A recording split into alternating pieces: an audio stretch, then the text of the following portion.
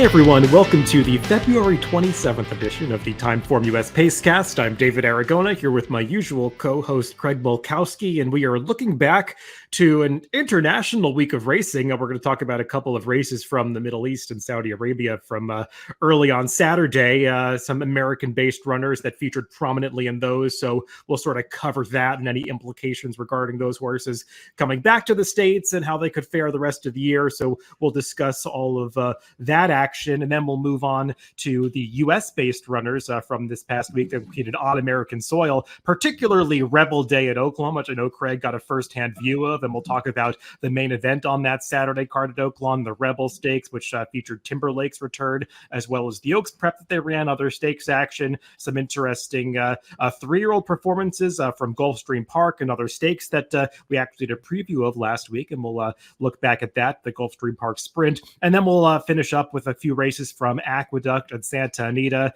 Three-year-old in action that I think is worth talking about at Aqueduct, and then some big speed figures that were run out in California over the weekend. We'll get to that at the end of the podcast, though, Craig. And it just feels like suddenly, even though it's still the middle of winter, we've got a lot of top racing action just thrust upon us. It's funny how the calendar sort of picks up all at once. We've got the Derby preps taking place. Now we've got some of these international races that a lot of the top U.S. runners are participating in. And even upcoming this week, I know we're going to talk about Gulfstream Park later in the week on the forecast. And I don't know if you've taken a look at that card on Fountain of Youth Day, but it is stacked with interesting stakes action.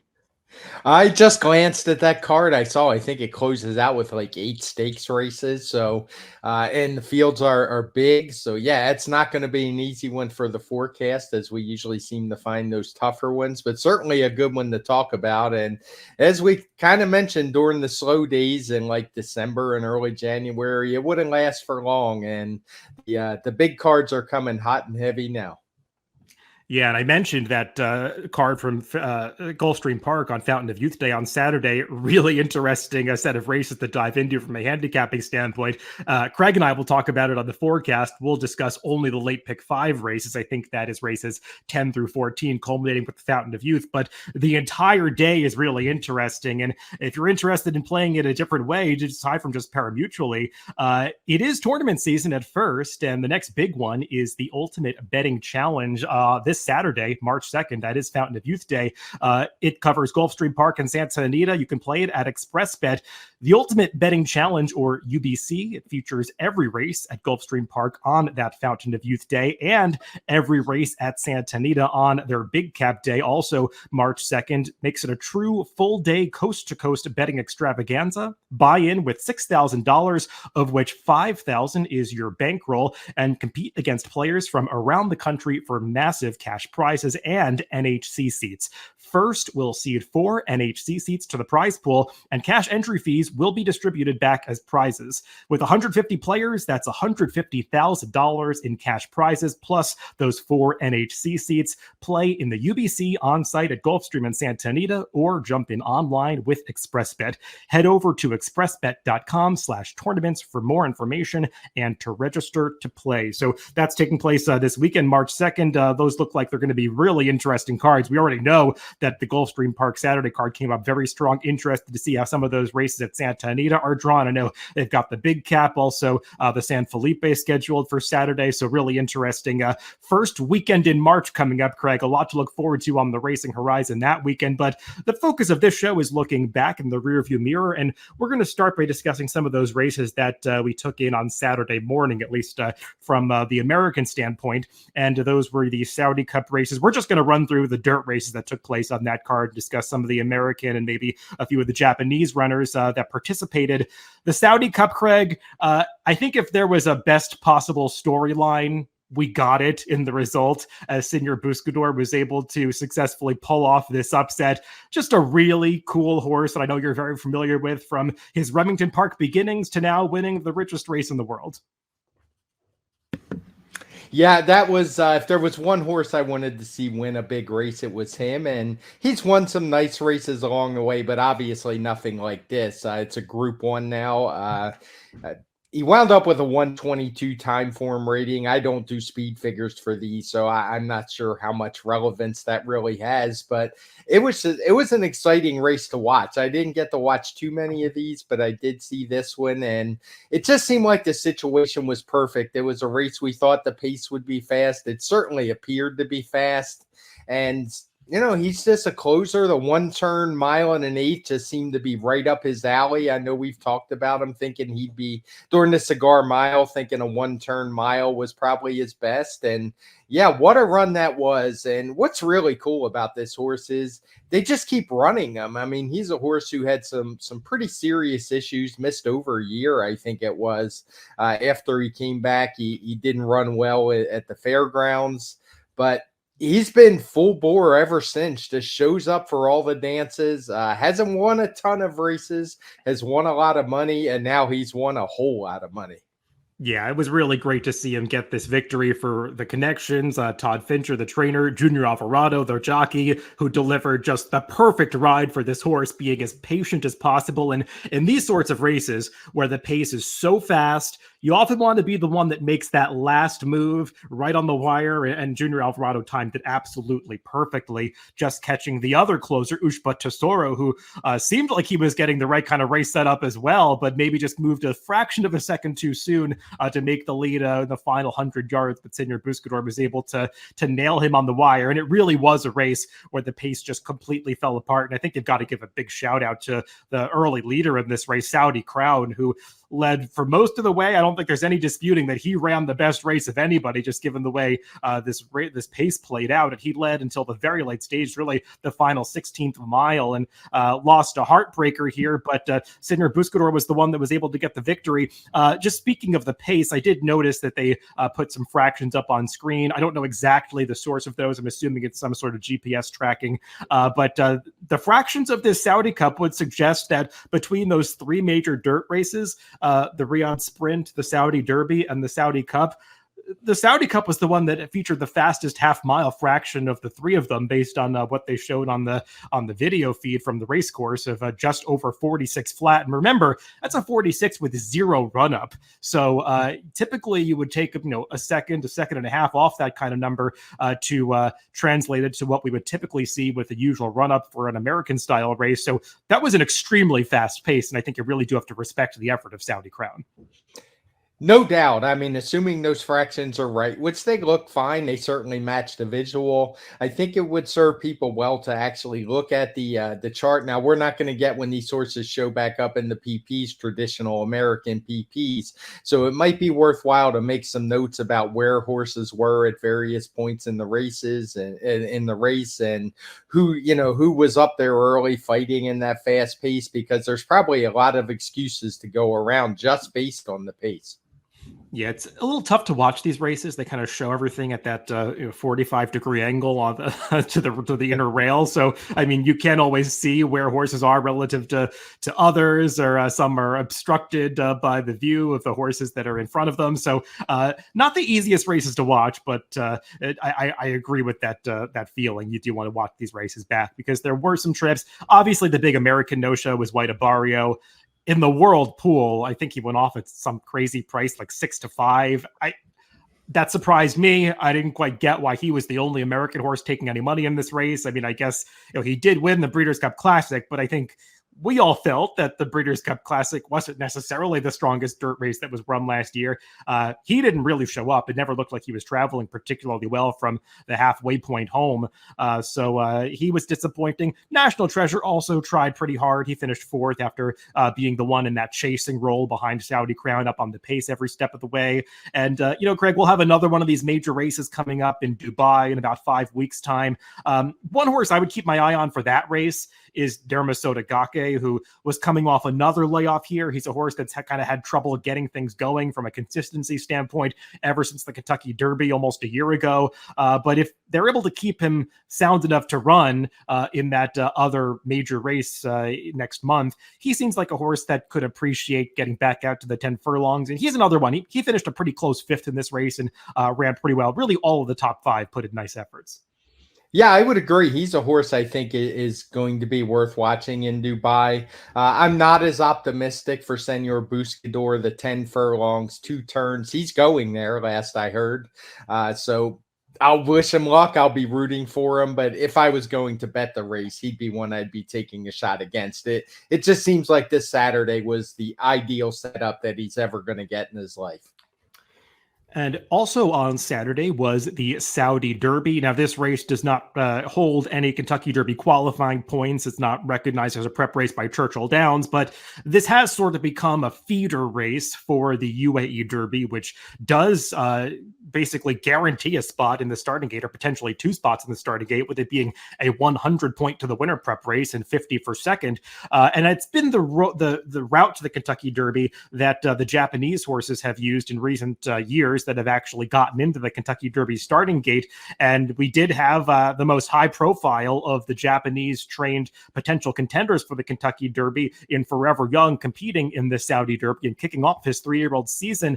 And I think this is a pretty interesting horse, an interesting race to discuss, Craig, because we got a good gauge of how talented this runner might be due to being familiar with the U.S. trained narrow loser of this race, Bookham Dano, who is not a horse that's going to be on the Derby trail, but he is a pretty good one-turn miler sprinter type who I think ran really well here, and Forever Young was still able to beat him. Yeah, I thought this was impressive. He didn't have quite as much pace as we saw in the Saudi Cup. And as you know, Bookham Dano, he's a fast horse. He had run a string of right around 110 TimeformUS speed figures, all 3 around 1 turn at 6, 7, and 8 furlongs. So he's a pretty quick horse, and I would imagine he ran faster than that here. And Forever Young was able to beat him. Now, Forever Young's a horse who's already proven he can win at 1 1/8, as he did in both of his first 2 starts. He turned back for one of the big races in Japan, a big money race, and was able to win that easily at 1 mile. But it seems like distance isn't going to be a problem for this guy. So it'll be interesting to see if he shows up at Dubai and does get some of those Kentucky Derby points.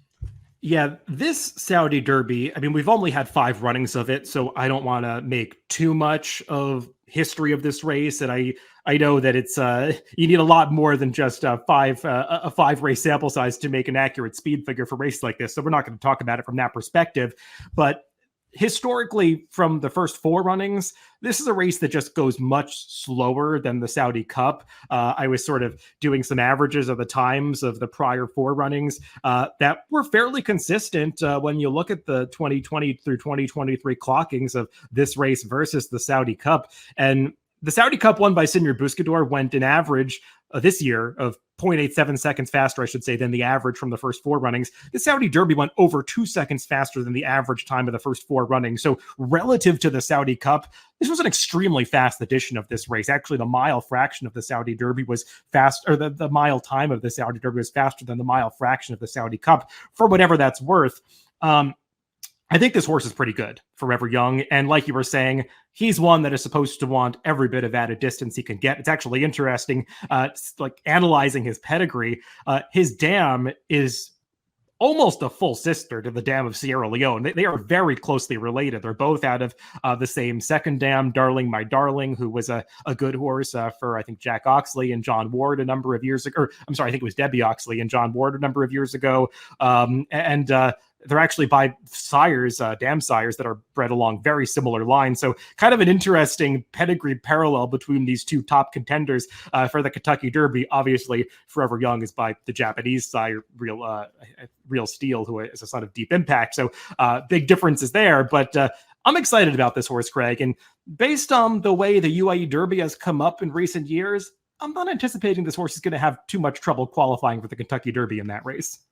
No, I guess it just kind of depends on which other Japanese horses show up, because maybe there's some other good ones. But so far, he hasn't didn't have any problems in his home country, and didn't really have too many on Saturday. So yeah, I look forward to seeing him run that day. And then the Riyadh Dirt Sprint, the other dirt race on the card, this probably a lower level affair, won by the Japanese Remake, who is a really nice horse. He was third in this race last year, and he's just a hard-knocking dirt sprinter over there. And it does seem like that Japanese dirt sprint program has really risen over the past decade or so, and we've seen those horses competing heads up with the Americans in an international stage for the past few years now. The American runner in this race, Skelly, I thought he ran really well. I mean, I don't know if the pace was blazing early, but he definitely did the best of the horses that were up on the pace, as it sort of was a race that went to closers in general. And he led until the late stages, just couldn't quite see it out. He's pretty good, Craig. I'll be interested to see where they go with him here, if they continue on to Dubai or if they bring him back for a U.S. campaign. But he's one that you would like to see stay around until the end of the year, because it does feel like he's one of the most talented American-trained runners in that sprint division. Yeah, he's come back from a long layoff very well. Not sure how fast he ran, but it certainly looked good. As you said, I even wonder if maybe the dirt was not the kindest to speed, as it seemed like all these races were won by horses off the pace. But it's not like speed horses didn't run well in here. So mostly it seemed like a fair track. Skelly's one, we always knew he was fast. We were a little concerned that maybe he needed Lasix, but he's certainly shown in his last couple that's probably not the case. And also a shout out to the New York bred Bold Journey, who got a piece of this closing for third. Very much with the race flow, just sort of picking up pieces at the end. Didn't run nearly as well as Skelly in this race, but another American-trained runner that got a big check on Saturday overseas. Well, let's get back to the action on American soil, and we'll talk about some of the races that you took in firsthand, Craig, beginning with the Grade 2 Rebel, that feature race at Oaklawn Park on Saturday. And I would say that this was exactly the kind of prep race that you would want to see for a horse making its first start as a 3-year-old that has the kind of 2-year-old resume that Timberlake was bringing into this season. It's just a race that was about as fast as he ran last year, and it seemed like he grew up from a mental standpoint, which was the thing that I was most looking forward to seeing out of Timberlake on Rebel Day. I thought it was a nice way to start his campaign. I would say the same. It was a very good race. He got a 1:14 TimeformUS speed figure. The final time was actually a 1:16. There wasn't a ton of pace on. Carbone went out and set the lead, but as we noted on the forecast, I just don't think he wants to go this far. And he was kind of packing it in, and nobody really challenged him till we got to the 3/4 mark. So you'll note the pace figures kind of decrease all the way through the race until that 3/4 mark, when Timberlake starts vying for the lead. And then the race kind of speeds back up, and he just did everything he was supposed to. He was able to raid in behind horses. I thought he got a good trip from Christian Torres. He saved the little ground. He was like 2-3 wide. I would say even 2 wide most of the way. Swung out to get room, and it was never in doubt once he got in the clear. He just seemed like he found his best stride and pulled away. And he beat a horse in Common Defense, who I know we had both liked the previous time. He didn't run very well, but that one was given a great trip by Brian Hernandez. Just stayed on the rail all the way, was able to get through, and actually looked like he might be a threat for a little bit, but Timberlake was just too good. Yeah, Brian Hernandez Jr. has been the star jockey of these Oaklawn Derby preps so far. I mean, he delivered that amazing rail skimming ride on Mystic Dan in the Southwest, and then here, not quite getting the job done, but certainly allowed his horse to achieve the highest possible placing with Common Defense. He was never beating Timberlake, but the ride really made the difference for second here, as he took a big step forward off that disappointing performance in the Southwest. But as for Timberlake, I really liked the effort, Craig. He's a horse that I was a fan of last year. I thought his Breeders' Cup was maybe better than people gave him credit for at first glance coming out of that race. And what I really liked to see here was the way that Christian Torres put him in behind rivals early, and Timberlake just seemed to shut off.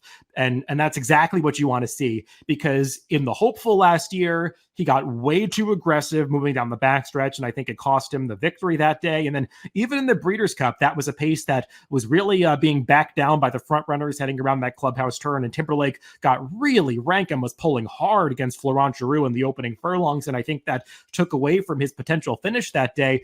But we saw none of that in this Rebel. He was, switched off, relaxed, and then once Christian Torres produced him for that four-wide run around the far turn, he really delivered. He did hang on his left lead briefly in upper stretch and got to lugging out just a bit when he switched over to the right lead, but he got straightened out at the very end. I just think that was a little bit of rust off the layoff, and I really liked the way he ran through the wire in that final 16th. He actually ran the fastest final 16th of anybody in this field, and personally, I know there's a narrative around this horse that people are concerned about him getting more distance. I guess that kind of goes back to maybe his big win coming in a one-turn race, the Champagne last year, and he isn't into mischief. Personally, when I watch this horse run, I don't have too many distance concerns. I mean, he is this big, rangy son of Into Mischief who's got nothing but stamina pedigree on the bottom side. I think his dam one going as far as 1.75 miles in Europe. She's by looking at Lucky, but there's a ton of European pedigree on the dam side, European stamina breeding. Timberlake, to me, looks like a horse that's going to relish the matted ground, and I would be expecting a step forward in his next start, whether it comes in the Arkansas Derby or the Bluegrass. We'll see where they decide to go with him. But as of now, he does seem like one of the top contenders heading towards the Kentucky Derby.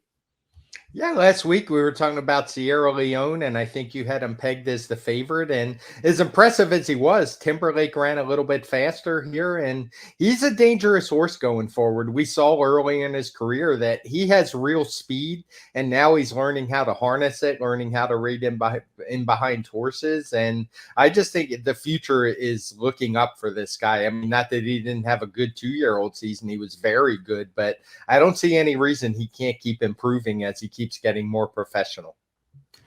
I don't know if the Honeybee is going to prove to be as impactful on the Kentucky Oaks as we think the Rebel could be on the Kentucky Derby, since this race was just dominated by prices, particularly one big price and 28-1 Lemon Muffin, who I don't even know if we mentioned on the forecast last week, Craig. Kind of hard to make a case for this horse. I mean, I guess the best thing you could say is she did have somewhat competitive speed figures coming into this race. They were just all against Maiden Company and dirt sprints.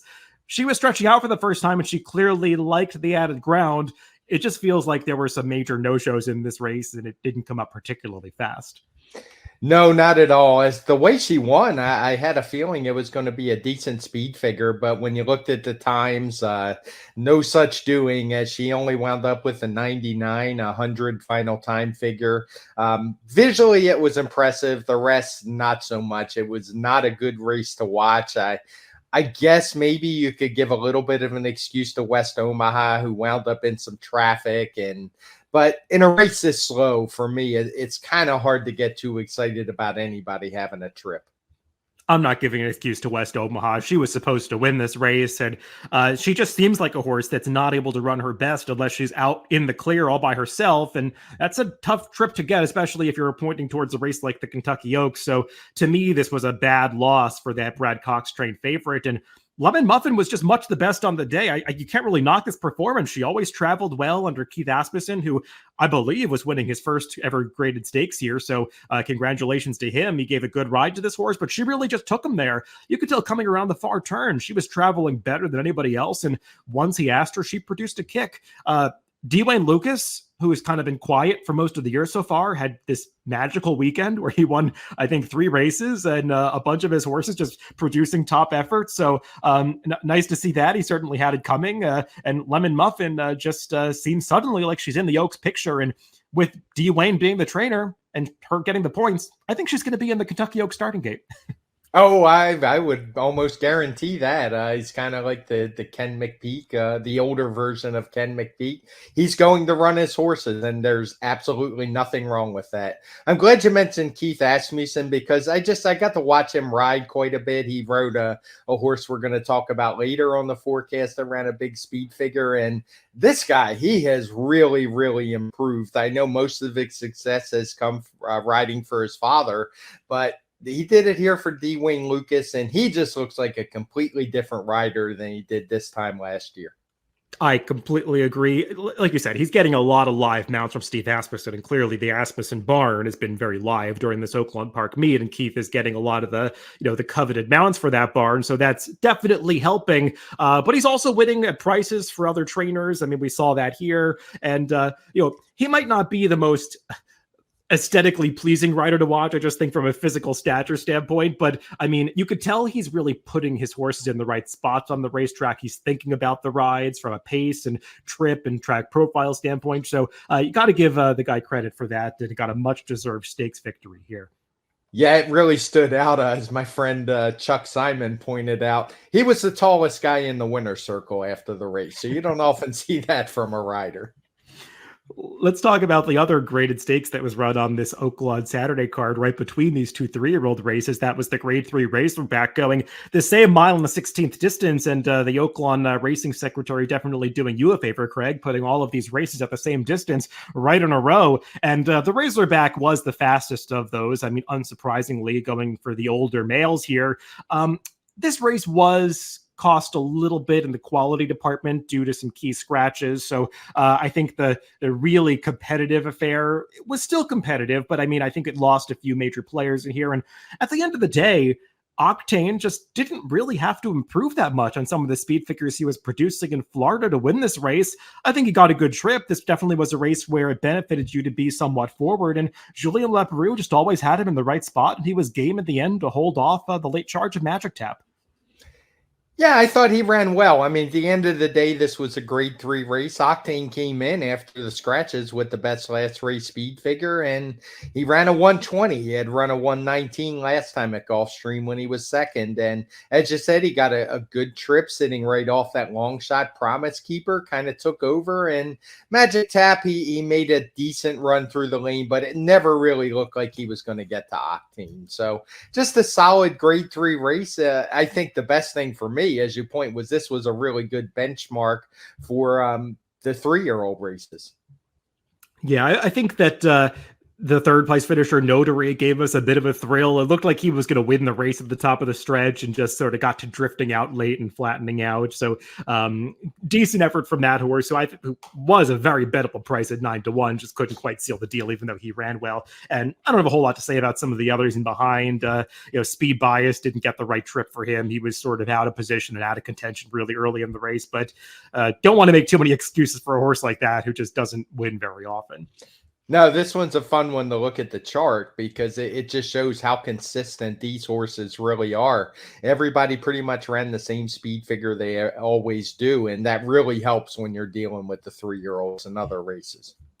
There were some other nice speed figures from Saturday at Oaklawn. I mean, we're not going to spend much time on them. There were some races early in the day that got fast numbers. Another D-Way Lucas horse seized the gray coming off a layoff in the first race of the day, stretching out for the first time as an Arrogate. He got a nice fig. There was a maiden race right after that, actually a couple of maiden races, one for the males and one for the females that both came up relatively fast on the day. So some promising 3-year-olds out there. We'll see if they're able to make that transition into tougher stakes company in the future. But the other race that we wanted to mention from a speed figure standpoint at Oaklawn this past week was the feature race on Friday, an allowance event that went as race 9. And speaking of Steve and Keith Asmussen, they've got a good one here in Rivet, who can be a little unreliable at times. You never really know if you're going to get this horse's good or bad performance, and he can be somewhat of an all or nothing type. But we saw the good version of Rivet on Friday, and if he could ever hold this form, he would be pretty tough in the sprint division.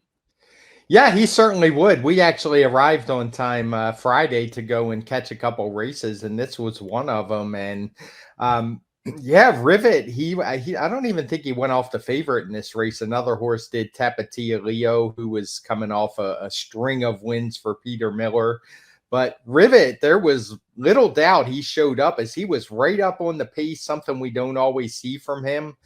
He was sitting right there off of the flank of that favorite and just basically put him away and was never challenged through the stretch. And he did it in fast time. Got a 124 TimeformUS speed figure.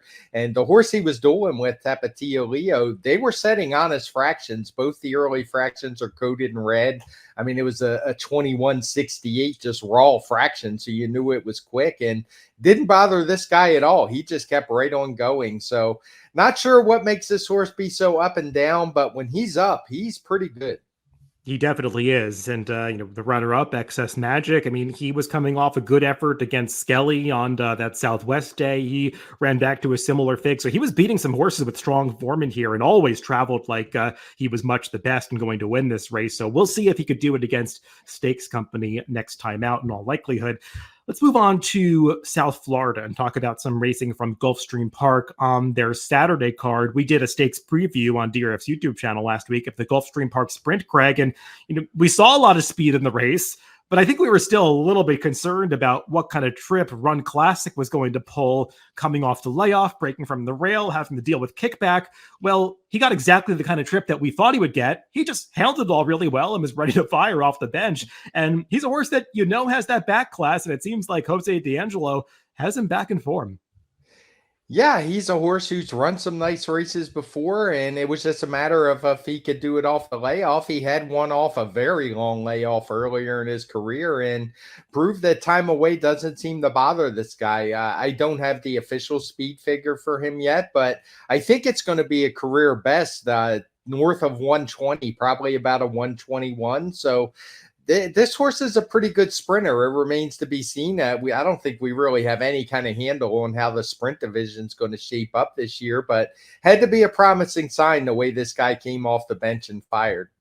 Yeah, and a Candyman Rocket, who was second, he's usually a pretty good barometer for these Gulfstream Park sprint races. It seems like he shows up once or twice a year to run in them, and usually with pretty consistent efforts. And he ran his race to be second in here. Maybe he's getting a little long in the tooth now with that he's a 6-year-old, and he keeps having these long layoffs, so you wonder if he's going to come back as the same horse again. But he ran okay to be second, just got a little tired at the end after making the lead and upper stretch. And the pace really took its toll on some others, Craig. I mean, Long Range Toddy was involved in it. Dean Delivers. They just couldn't quite sustain it after all, contesting the pace through that opening furlong. Yeah, and looking at the worksheet, I don't think any of this is going to have red fractions for it.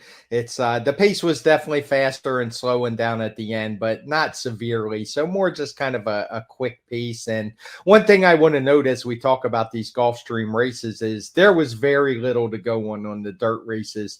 I think Friday through Sunday, they ran like a total of 5 dirt races. I don't know if they're saving up for the big Saturday card or what, but there just wasn't a whole lot. On this Saturday, we had 1 sprint and 1 2-turn race, and that was it.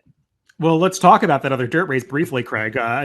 Some people were, I think, interested to see how the 4th race on that Saturday card would play out, a 9-furlong maiden affair, which featured the second start of the Shug McGahee trained near $1 million purchase, Corporate Power, who was 4th in that very fast, we think, Speakeasy maiden race from late January, and looked like the horse out of that race that was really going to relish more ground, the way that he was a little green and then finished up, galloping out well. Well, he got the added ground here, and he was still green and didn't look like he had it all figured out, but he won the race. The problem is, as a speed figure maker, how do you come up with a figure for a race like this? Yeah, I mean, all you can do is go by what the other horses have done in the past. And unfortunately, they're coming out of races that were a little bit questionable themselves. I guess you could we do enough that we know how the sprints and routes translate to each other some days, but that doesn't always apply. So we just do the best we can. I'm sure we'll probably use the F notation, even though they're not first-time starters. There's just very little to go on. I would guess this figure is going to come up in the mid-hundreds, maybe a 106, 107. I'll get that posted this week for sure, but it's just a tough one, and I've talked about it before. Gulfstream doesn't do you a lot of favors when it comes to speed figure making. Yeah, it seems like a horse that has some talent, but how fast he actually ran on debut or in this second start, it's hard to really pin it down with an accurate fig, just given the lack of evidence and lack of other racing on these days that he ran on similar courses or similar circumstances.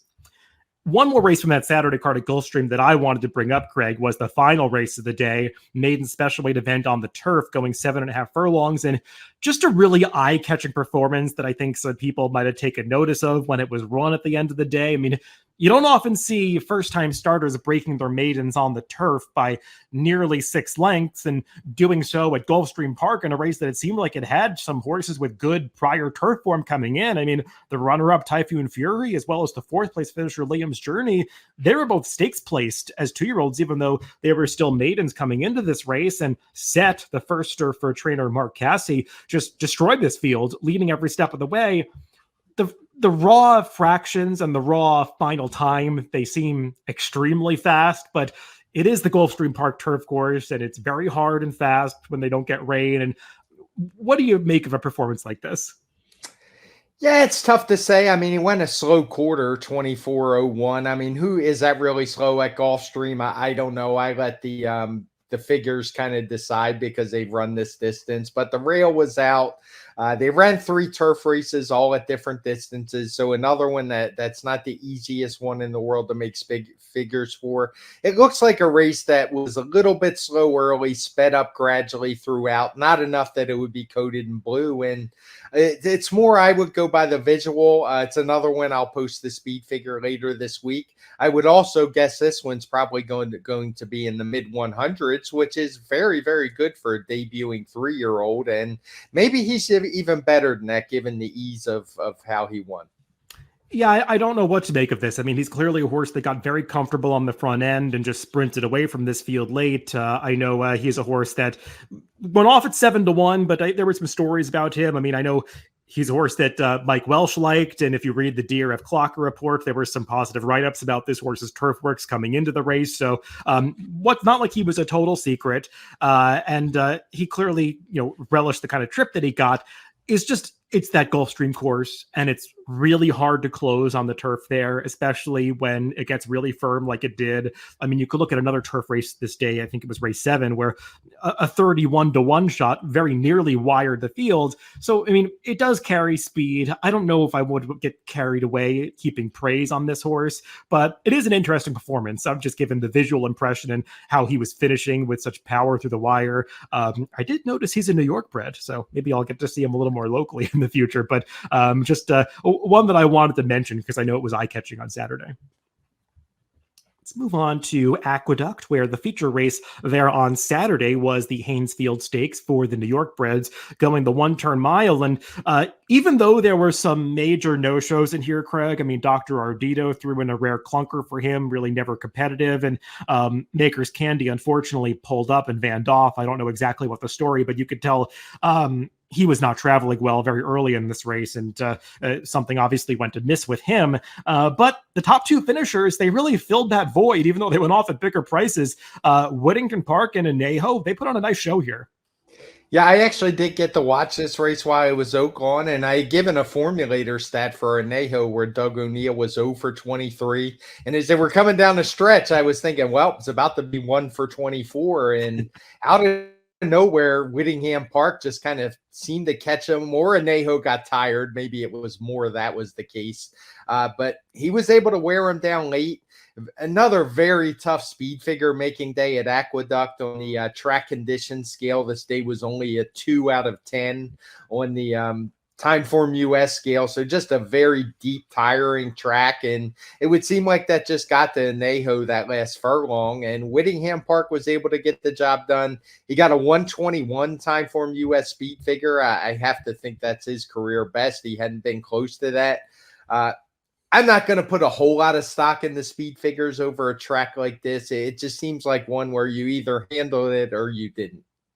Yeah, I mean, they're both horses that have handled some longer distances in the past, and it does seem like days like this can sometimes favor horses with a bit more of that stamina. And maybe Anejo was just a little lacking in that department on the day, given the layoff that he was returning from. And I mean, he made that move to break the race open around the far turn. And, typically when you see horses come into the stretch with 5.5 length leads like he did, you think it's over. But over a tiring track like Aqueduct, these horses can really tie up at the end, and that's what happened to Anejo. And also, Whittington Park is just a really game, honest sort, and he's very consistent. I mean, rarely does he throw in a clunker. He's kind of always in that speed figure range right around 110, and obviously took a big step forward here, but maybe the race flow favored him a little bit with others sort of taking shots at each other on the front end, and he was the one that made the last move, and the last move was the right move as he was just able to get up under a well-timed ride by Kendrick Carmouche.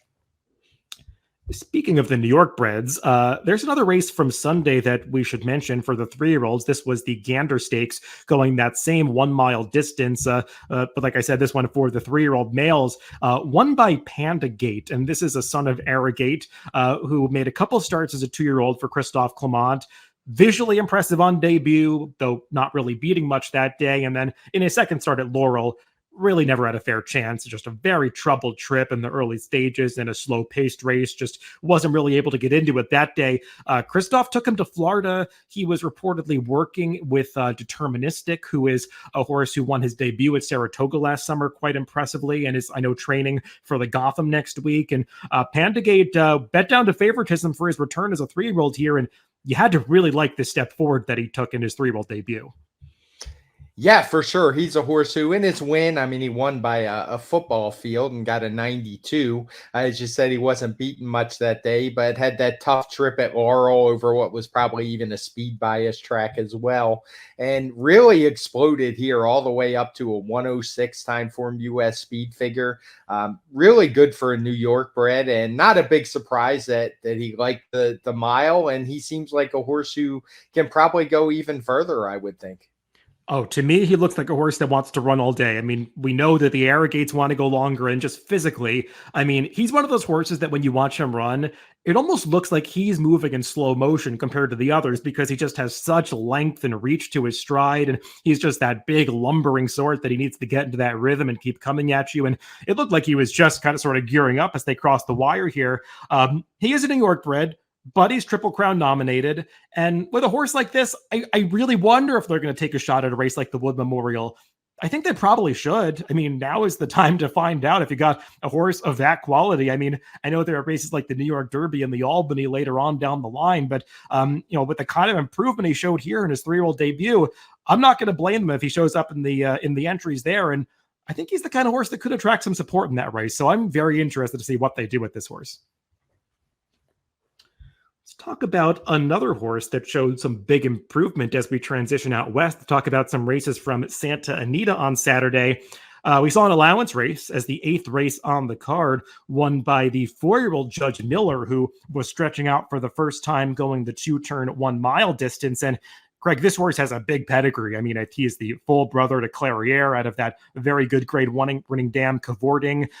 He's by Curlin, and much more so than Clairiere. He really looks just like Curlin, and he moves like him. And it seemed like he appreciated some of the added distance like his sire as well, because this was a really fast race. Yeah, this was a horse that kind of popped out of nowhere last time when he broke his maiden with a 120 Timeform US speed figure. I think we mentioned it on the Pacecast. I'm not 100% sure on that, but he's one that he got better going 2 turns. I don't have the official speed figures for Santa Anita, but I think he's going to get about a 124 Timeform US speed figure. I mean, he won by 11 lengths, so it's not like that would be any big surprise.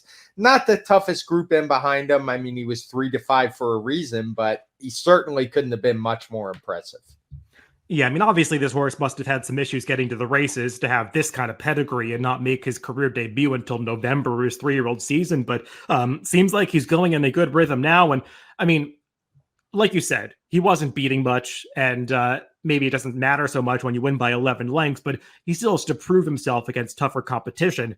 That said, I mean, a performance like this, Craig, puts him right in the mix against some of the best older horses in the country if he could do it without Lasix against Stakes Company. And for some horses, those are big ifs. But doesn't this feel like a horse that we should be getting pretty excited about based on this performance? I mean, I don't know what they have planned for him, if a race like the Met Mile is thinking too big or too much of a long-term goal, but I'm pretty excited to see where this horse shows up next.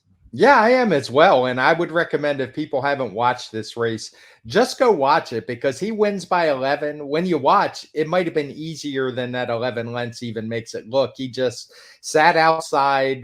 It seemed like the rider, Frankie Dettori, knew he had the race at his mercy and just galloped to the wire. I mean, it almost looked like a workout. If you just kind of covered up the other horses, you wouldn't even know he was in a race.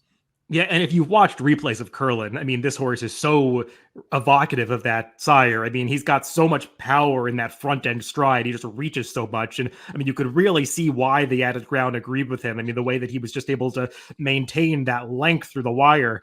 So maybe he can go even further than a mile. I mean, we'll see how that plays out in the future. But really exciting early season 4-year-old for trainer Mark Glatt. A couple of other fast races from Santa Anita this weekend, including a race just 2 races prior on Saturday afternoon. The 6th race on the card, a maiden special weight, won by another 4-year-old, Yellow Brick. And this was a horse that was coming back off a layoff for Richard Mandela. Had competed quite a few times as a 2-year-old and 3-year-old, just sort of one of those horses who was a check getter in a lot of these fast maiden races out west, beaten by a series of horses that had credentials at the time, like Faustin, Harlow Cap, Skinner, Worcester for trainer Bob Baffert, and just kind of kept playing second and third fiddle to those types. But coming back off the layoff here, he took a big step forward himself. Yeah, he did. This one caught me by surprise when I was looking through for the rundown. He's going to get a big figure, and he comes out, as you know, some fast maiden race. I mean, some of the horses in this field were coming out of that fast Judge Miller race and had run pretty well. At least one of them did. And Yellow Brick was really impressive here. I'm guessing he's going to get about a 121 TimeformUS speed figure. So this newly turned 4-year-old is another one to keep an eye on. I'm not sure what made the light bulb go on. I mean, he had always run okay, but had never run super fast. But this was a really good race too. And I would imagine Stakes Company will be in this one's future pretty soon. And he's also a horse who was campaigning almost exclusively around 2 turns. So it seems like his trainer thinks that's the way to go.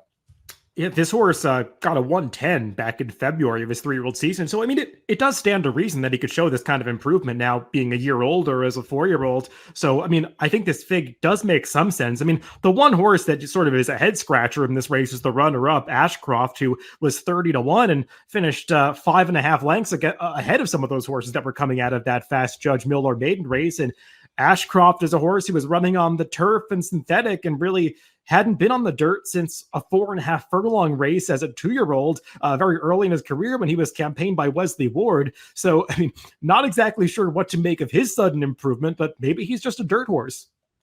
Yeah, he certainly could be. It's one thing I've noticed is we race more and more on turf, and it seems like a lot of horses don't get as many chances on dirt as they used to. It used to be horses ran on dirt until they were absolutely sure they just weren't dirt horses, and then turf was kind of the alternative.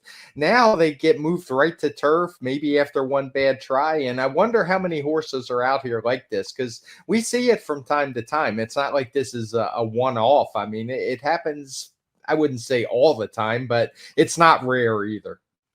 And one more race to mention on the podcast this week, also from that Saturday card at Santa Anita. Yet another victory by the Calbred Kings River Knight, who has just been in raging form out west, whether it be turf or dirt, particularly the dirt at Los Alamitos. But I mean, he's just been a win machine lately. Now 4 in a row. He's won 6 of his last 7, and just a really likable horse. He's sort of like the turf version of the Chosen Vron is what he's aspiring to be. Yeah, he's certainly headed down that way, and maybe they'll hook up. It's not like we haven't seen Chosen Vron run well on turf. He has in the past.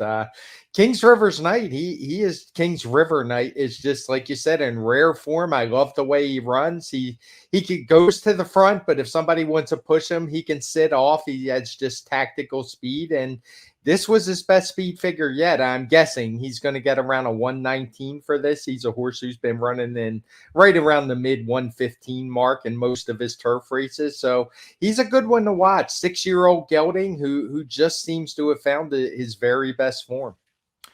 Well, that wraps up the racing action that we were looking back at from last week. Like we said at the top of the show, there is still a lot to look forward to on the horizon as we are about to enter the month of March with Derby preps coming out as fast and furious. I think we've got three major ones this upcoming weekend.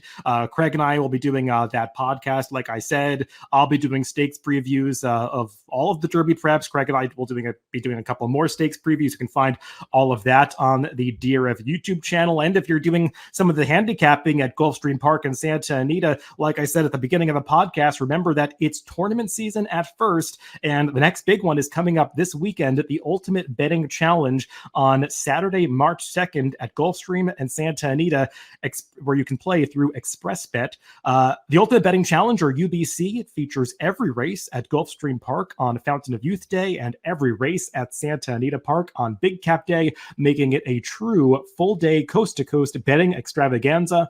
Buy-in is $6,000, of which $5,000 is your bankroll.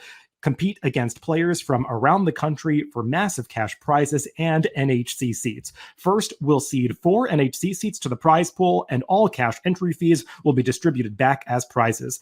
At 150 players, that's $150,000 in cash prizes, plus those 4 NHC seats. Play in the UBC on-site at Gulfstream and Santa Anita, or jump in online with ExpressBet. Head over to expressbet.com/tournaments for more information and to register to play. So something to look forward to this Saturday, as well as all of the other great racing action that is likely to take place this weekend. So that's it for Craig and I on the Pacecast this week.